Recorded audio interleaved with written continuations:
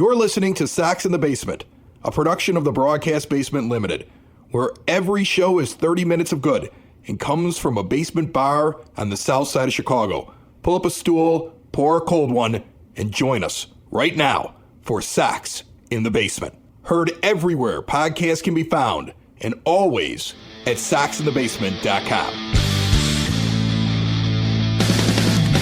We're in the home stretch, my friend. We enter the last month of the baseball season. For the first time in a while, the season actually ends before October 1st. Remember, we had like a little stretch in there where they go almost a week into October. Mercifully, we don't have to deal with that this year, which is a good thing. Oh yeah. I'm happy to see it come to a close. You know, a little bit of sadness in that, you know, there is no more baseball. But in this situation, I think it's just kind of like relief. It's relief. It's like watching your dog who can no longer walk on its own and like pees every time it tries to stand up, finally just go to sleep forever. I was looking at the record of the Sox, and I want to look around all of Major League Baseball, and we got a great call that came in at soxinthebasement.com that poses a few very interesting questions about Luis Robert Jr. and Yoan Moncada that I'm going to get to before the show is over as well. But I was looking at the last 27 games here, if you count Friday night, which just happened, the show coming out on a Saturday. But in that last 27-game stretch of the season, the White Sox sitting at 31 wins right now. I put this into a calculator. I looked up the worst team in the modern baseball era. Like everybody's looking at the 62 Mets. I'm looking at the 1916 Philadelphia Athletics. I'm looking at over 153 games going 36-117 with a winning percentage of .235. And right now, if the Sox finish at 38-124, they will come in by hundredths of a point lower than that team. They would be, by winning percentage, the worst team in modern baseball history. I mean, it's pretty hard to compete with the teams from the 1800s. But from 1901 on, this would be the worst team in modern baseball history. And it's very attainable. That means they need 8 wins. If they go 7-20, they're going to make this record. If they go 8-19, unfortunately, they will not. Now, I don't want to say I'm rooting for it, but I'm kind of rooting for it. I kind of want Jerry Reinsdorf to own it. I'm actually looking at the schedule and thinking to myself, all right, this could happen on the road. Likely it happens in Detroit. Not a bad drive, right? Not a bad drive to go watch history. But you could look at that game, 1:10 start, sports media day of all days, at the end of September on the 26th against the Angels, and think to yourself, if they aren't close, they could clinch this at home with only 3 road games afterwards. And would people show up to watch it? And what do you think the White Sox reaction to that would be? Because you know that they're not going to take our good friend, the Sox Nerd Dave Marin, and tell him, make sure you plaster that up there with all the other stats. They're not going to put that up there. But the fans are going to know that it's there. And it would be so intriguing to get to the end of the month and see if it was possible for them to reach this mark in front of the home crowd. And would the home crowd show up? Would it be a festival-like atmosphere? Could we get an entire stadium filled with clown noses? How many sell the team Jerry's can we sneak into the stadium? What kind of t-shirts can be unveiled? But I wonder what it would be like if they could meet this record, if they could do something historic in front of the home crowd. And I would love to watch the team try to scramble dealing with a fan base that at times can be very sarcastic, biting, and has no problem attacking the organization. I mean, I can see it now. Silver and black clown wigs with nose attachments on them. I mean, it'd be like clown creepy blackout game kind of vibe if everybody showed up and did it. I mean, honestly. A creepy clown blackout game. That would be amazing. It'd be fantastic. I mean, it'd be memorable as hell. Look, at some point on some level, when you have this opportunity to do something big, okay, and whether that's be the best or be the worst, the one thing you don't want to do is come in second. You just don't. You don't want to strive for something and almost have to actively work for something like this, only to come up short. And the baseball gods want it. You saw that. You saw Andrew Vaughn basically walk it off the other night against Texas.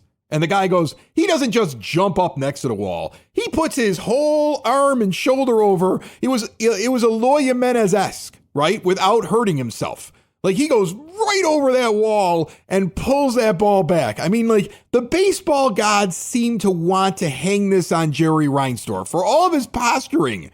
Whatever spirit surrounds the game is pointing a big, bony, like, Ebenezer Scrooge ghost-like finger at Jerry and the White Sox saying, you're getting this record. And imagine the party at Cork and Kerry at the park before that game.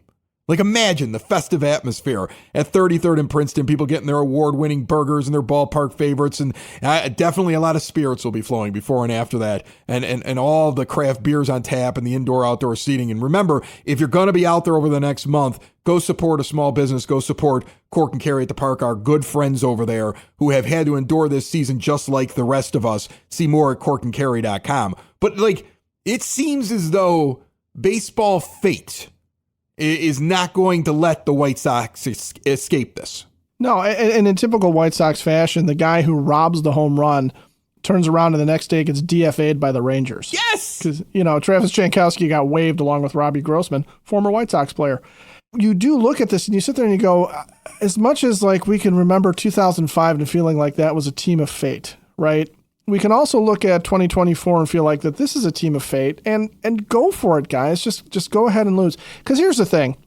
The only person who really has to wear it, there's a couple people publicly that have to wear it. I'm sure there's others in the organization that will certainly, suffer some pangs of guilt and hatred. But Jerry won because it's the ultimate futility for an owner who for 40 years has scarcely won anything. It has had every opportunity and the means to do so. And Chris Getz, who put together this roster and to a certain degree had to deal with the coaching staff and all that stuff. Those are the only two. I mean, if you're a player on this, Andrew Vaughn might be replacement level, but Andrew Vaughn can sit there and go, I did what I did, right? And if he feels like he played hard and he played to his max, he can do it. If Luis Robert Jr. lost his smile and wants to go deal with that, that's fine. The players collectively will move on, and a lot of them won't be White Sox players again. There's no way that this roster comes back as intact as we're looking at it. There's going to end up being wholesale changes because what else can Chris Getz do to prove that he's trying to come back from this? He can keep a couple of 2-3 guys, but for the most part, he's going to have to sit there and say, I got to do everything different, right? The young guys notwithstanding. We're not the ones that need to be embarrassed because... No, I'm not embarrassed. I'm not embarrassed at all. Why would I be embarrassed? I mean, there's a little bit of me that goes, why did you make me a White Sox fan, Dad? I mean, that kind of hurts from time to time. I go, man, if only I had been born in, the Bronx, there would have been a lot more winning in my life. I mean, if I could be the old guy that lived next to me, I had this guy who lived next to me, crazy old man. He's since passed on. But when I first bought this house, he was like 92 years old and he'd be up on his roof replacing shingles because if he didn't stop moving, as he told me, he'd drop dead. And he would sit in the backyard every day, listen to the radio in his Yankees hat. And one day I walk over to him and I go, John, are you from New York originally? Because I just kind of figured he was because he was such a big Yankee fan. And he's like, nah, my dad told me he didn't want me to root for the White Sox because of how bad they are. Well, see, and that's... I wasn't allowed to root for the Cubs, and my dad told me I couldn't root for the White Sox because it would bring me too much pain. That's going back, like, if he's 92 telling you this, and his dad told him that's like going back to Charlie Comiskey. Oh, yeah. There's a lot more pain than Jerry Reinsdorf. It's just the problem with Reinsdorf, and the thing that bothers me the most about him is, he's got an awful lot of money. He's worth billions upon billions upon billions of dollars. When Forbes puts out a list, it's not like the man is poor, and he's in a major market and could have done so much with this team over the last 40 years to make them a money-making machine that also won. And, won some more divisions, challenged for more World Series, did more. If he had won a lot, if he had made this into a good franchise over 40 years, it's not like he had 5. It's not like he walked in and didn't have the ability to do it. He walked in with the ability to do something and just fell flat on his face doing it over 40 years. He wouldn't be having such a hard time saying, I want to change the ballpark. He wouldn't be having such a hard time with things that he wants to do in the neighborhood. It's because of the way that he's acted over 40 years. He really fell on his face. And, that's what makes him different from all the other previous owners. Some of the other previous White Sox owners were just poor, right? Veeck didn't have a lot of money. No, Bill Veeck just didn't have the funds. Right. He had the team. He lost the team. He got the team back again. Like he was just a fan who was trying to do it. He'd be like if I tried to buy the team, right? With just a little bit of guile and can do. Jerry Reinsdorf had lots of money. He has lots of investors. He's got a full board full of them. And there was plenty of opportunity in a major market to do better than what he did.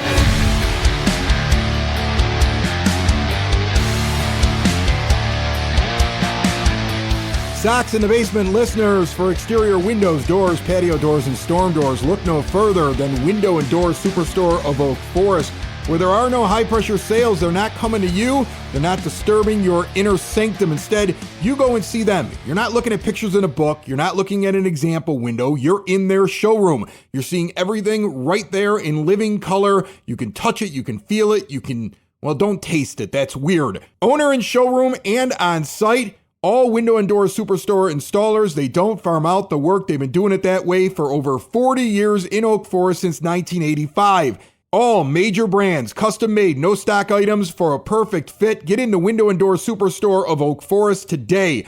Half block east of 159th and Ridgeland at 6280 159th Street. See more at windowdooroakforest.com. You have more thoughts on Jerry, don't you? He had an opportunity in the last 40 years to turn the baseball operations into, the best scouting departments, just, the smartest GMs, the smartest baseball minds around, and to make it so that the White Sox consistently got young players that came up and actually made an impact instead of, we've got a litany of guys that have come through this ballpark and come through our fandom that were hyped up and never did a dang thing.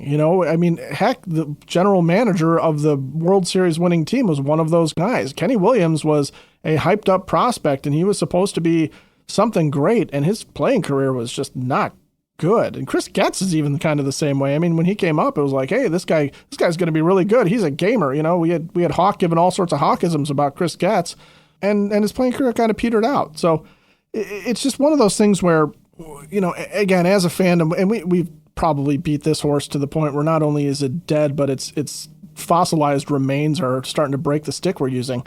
The fact is that there's been ample opportunity to turn this franchise into a consistent winner and to really make sure that the fan base has something to cling to. So now, as fans, I at least want to be able to sit there and say when a Cubs fan comes up and is like, hey, you guys sucked. Yeah, but we sucked harder than anybody else has ever sucked in the modern era of baseball. Give me that, okay? As a fan, give me, yes, but we're the worst of the worst. That's at least something. It has created phone calls like this one into soxinthebasement.com. Hey, all. I love your podcast. Serious question here. I got two questions for you. I feel the White Sox have been too white glove with their approach with their players. Someone like Moncada, who just clearly doesn't want to come back, just cut him. That's the only thing you have left to threaten him with. He's already going to get your money, but maybe that's a shot to his ego, and it's essentially a warning to other teams to say, hey, this guy is such a bad element in the clubhouse that we just don't want anything to do with him anymore. And that's going to hurt his projections of getting more money, right? So I think that's something you have to leverage as a front office. Someone like Luis Robert. I keep hearing how, he's a broken man, he's done. You know what? You're getting paid millions of dollars to play the game of baseball. If you're so broken, go down to AAA. You know what? Go down to AAA if you feel like you're so broken. I'm sorry, but that's inexcusable to just say, I just don't feel like playing anymore. Go down to AAA then. Go play down there. Same thing with Crochet. You feel like you need innings limits? Go down to AAA. Stop treating these guys with white gloves. Anyway, love you guys' podcast. Love to get your thoughts. And what I love about that call, Ed, is it's hard for me to argue with him. Like, I'm with you.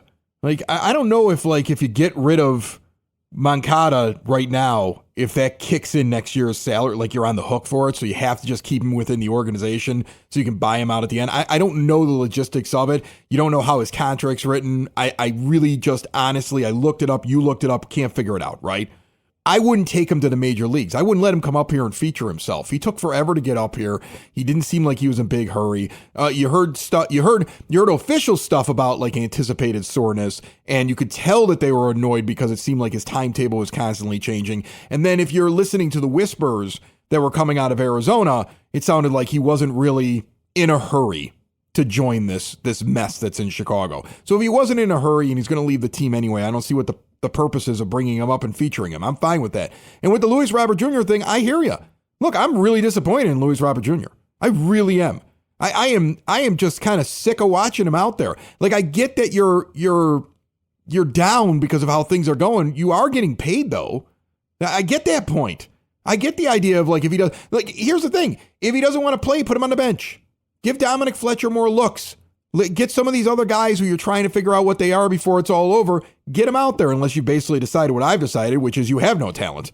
And I don't know where you're going to start finding it at. But if he doesn't want to go out there and play, or if he's not giving max effort, or if it's just going bad for him, unless there's something that they know, like he's trying to work through something and behind closed doors, he's got enthusiasm and he's trying to do something about it. And that's behind closed doors and we can't see it.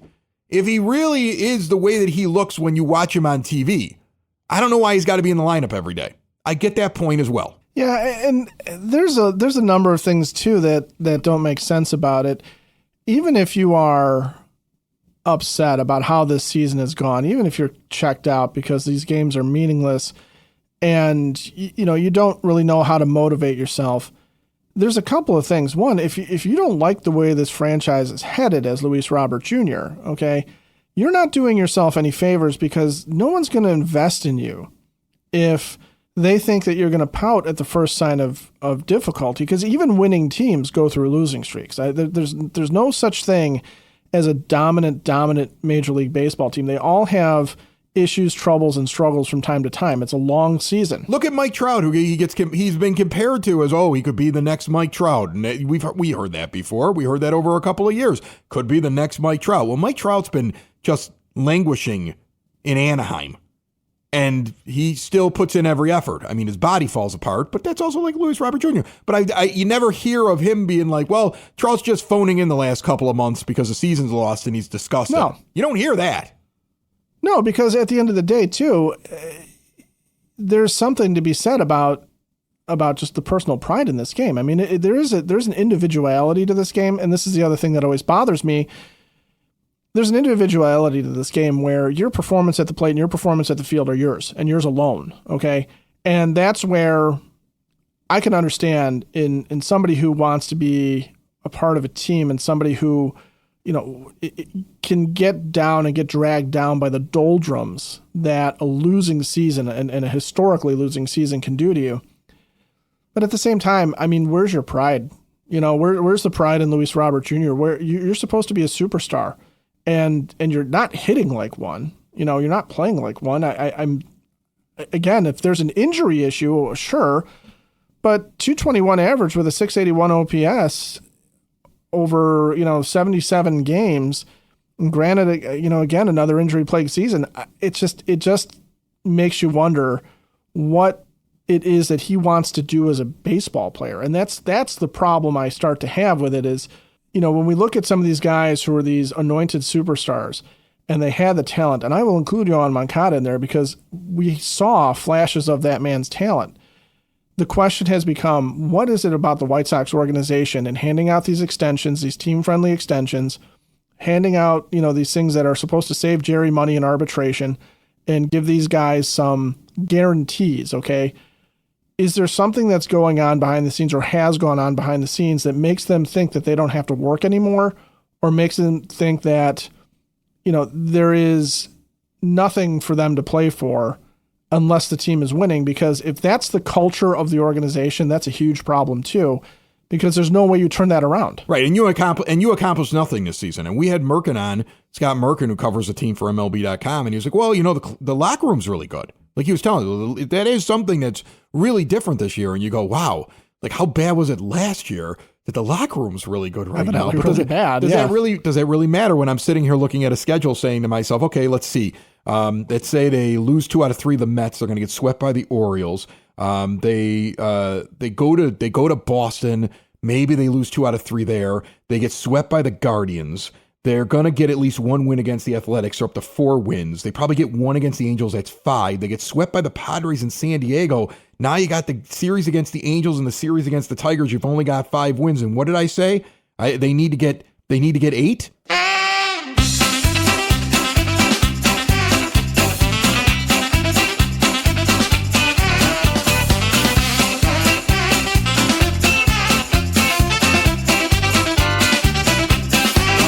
That music means only one thing as the month of August comes to a close, and only one more month of White Sox baseball remains in this incredible, likely historic season of White Sox baseball. We have the Sox Nerd on right now. Dave Marin sits up there on the scoreboard, puts up all those really awesome stats and tidbits, and he's brought to you today by the Village of Lamont. Want to experience a downtown with real history, great eats and drinks, and green spaces filled with adventure? Visit the Village of Lamont. Shop, dine, drink, explore, and see everything they have going on this weekend and beyond, including in the month of September an Oktoberfest with Pollyanna Brewing, in which Sox in the Basement will have a tent out there. Come find us. See it all at lamontdowntown.com. Nerd, what do you got for me this week? Chris, with September 1st approaching, let's take a look back at perhaps the greatest September call-up in White Sox history. His name was Craig Wilson, and he hit an unbelievable .468 in 13 games for the Sox after being summoned from AAA Calgary on September 1st, 1998. Wilson was the Sox 13th round pick out of Kansas State in 1992, where he played after graduating from Leiden Township High School in Franklin Park. An infielder, he steadily climbed through the Sox farm system in the mid-1990s, which included a year under manager Terry Francona at Birmingham in 1995. Wilson finally had a breakthrough season in 1998 for Calgary when he hit .302 with 14 homers and earning the team's MVP award. At age 28, with 754 minor league games under his belt, Wilson wasn't considered one of the organization's top prospects. That distinction went to the likes of Barcelo, Ordonez, and Caruso. You know who are good comps for this guy? Think about Tyler Saladino, Zach Remillard, Rami Gonzalez, and Danny Mendick. Versatile players who posted solid but not spectacular minor league stats. From the moment Wilson stepped into the batter's box at Comiskey Park, he was the Sox best player in September of 1998. Facing the Yankees, who were 138 at the time, and Andy Pettitte, Wilson doubled on the second big league pitch he saw. In his second at-bat, Wilson doubled again. After a ground out, Wilson capped his premiere with a home run to start the seventh off Jay Tessmer. The debut in the 9-5 victory over the future champs was one of, if not the most spectacular in Sox history. Wilson was, and still is, the only Sox player to score 3 runs in a debut, as well as homer and double twice in his first major league game. He did not stop there. Wilson had multiple hits in 7 of his next 9 games, with his average peaking at .520 after he went 4 for 7 with 2 homers in a 17-16 win at Detroit. His average hovered around .500 for 4 more games before he finished at .468. His average is the highest in a single season for any player with at least 50 plate appearances. Unfortunately, Wilson could not parlay that historic liftoff into a lengthy career.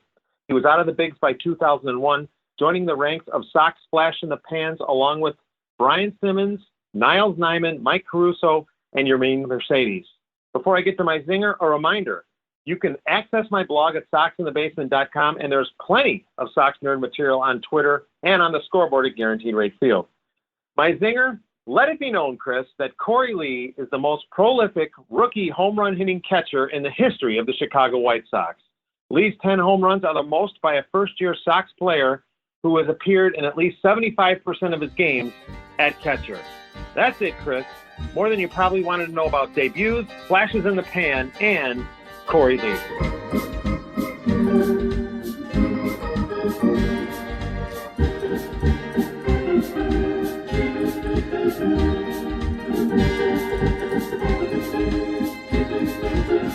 Trust me, it hurts me right now sitting in the bar, and my view from the end of this bar is at a Luis Robert Jr. painting that was gifted to us by Tom Paints on X or Twitter or whatever you call it, who sent it to me a couple of years ago. And it hangs here in the bar. I mean, I got my Luis Robert Jr. jersey I think that Luis Robert Jr.'s got a ridiculous amount of talent.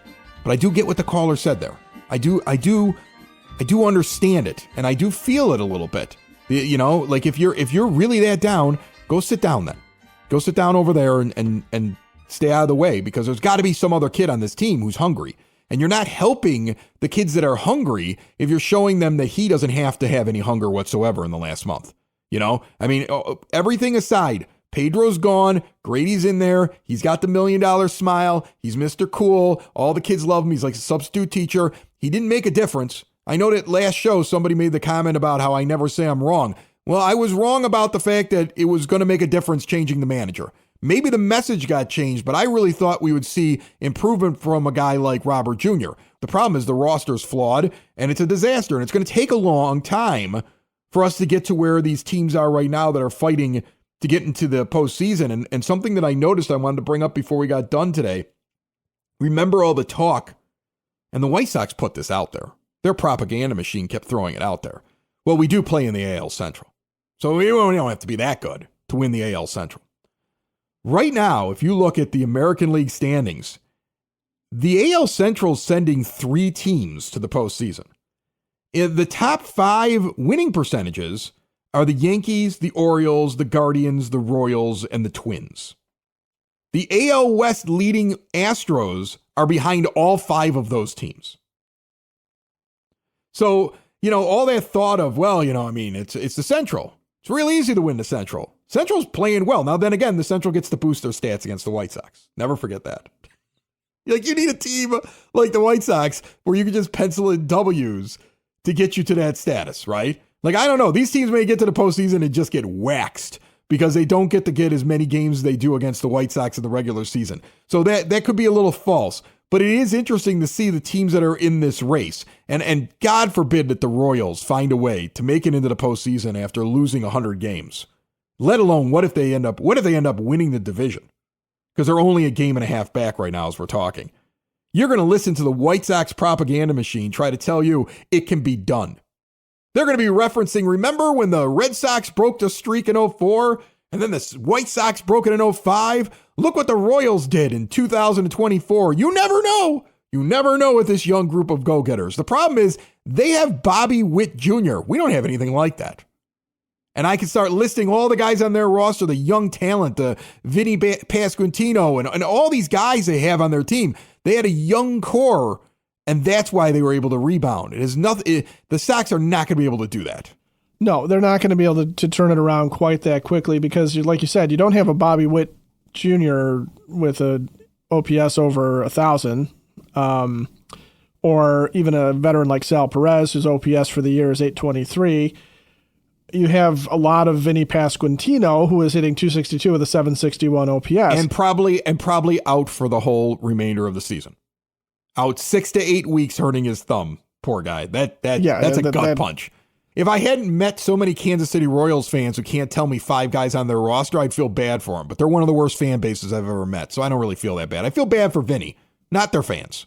No, you can feel bad for Vinny, but yeah, like you said, not necessarily the fans. But the other problem is that they've got pitchers, okay, with better stats than the White Sox, and I'm not gonna sit here and go through everything that the Royals do. But here's the most damning thing about sitting there saying, well, it's just the AL Central. Of all of the divisions, and there are 6 of them, the AL Central is the only one currently sporting 4 teams with a winning record. At most, any other division has 3. The AL East is kind of close because Tampa Bay is hovering just under 500. There's 66 and 67 as I'm looking at the standings right now. So there's a lot of upward mobility. Even the lowly Tigers, who aren't a very good team, are still managing to eke out a 500 season, or right now are over 500. And you're not able to do that. And you're right. I mean, granted, nobody else has anything close to the White Sox in terms of a punching bag that they can feast upon. But it's still, you cannot just sit there and say, well, we can take our division anytime we want. Unless you are willing to spend like the Yankees and Dodgers. Unless you are willing to be at the top of the payroll and flirt with the luxury tax and do all of that stuff. Because you can outspend Cleveland, Kansas City, Minnesota, and Detroit. You can, if you want to. But don't tell me that your young team is going to be better than Detroit's youth, than Minnesota's youth, than the Royals' youth, or the Guardians' youth, because that's how every team in the AL Central builds. They build from the minor leagues up, and they're doing a hell of a lot better job of it than the White Sox are, because they're consistently doing it with maybe a couple of down years here and there. And the White Sox have been trying to do it now for almost a decade and have yet to put together anything sustained. And here we are again. We're talking about 3 or 4 guys total that you can count on, and a pitching staff that does not appear to be nearly as ready, for example, as the Royals pitching staff turned into this year. 38-124 gets you the worst record, worst winning percentage in the modern baseball era from 1901 on. Has anybody checked on Hawk Harrelson, who used to tell me all the time in a broadcast, you're going to win 60, you're going to lose 60, and then it's what you do with those other 42? Because that's not happening, Hawk. Like, not even close. I feel so bad. Like, that blows his whole baseball philosophy right out of the water, the poor guy. Sox in the basement. Sox in the basement. Sox in the basement. Sox in the Basement. Heard everywhere podcasts can be found, and always on soxinthebasement.com.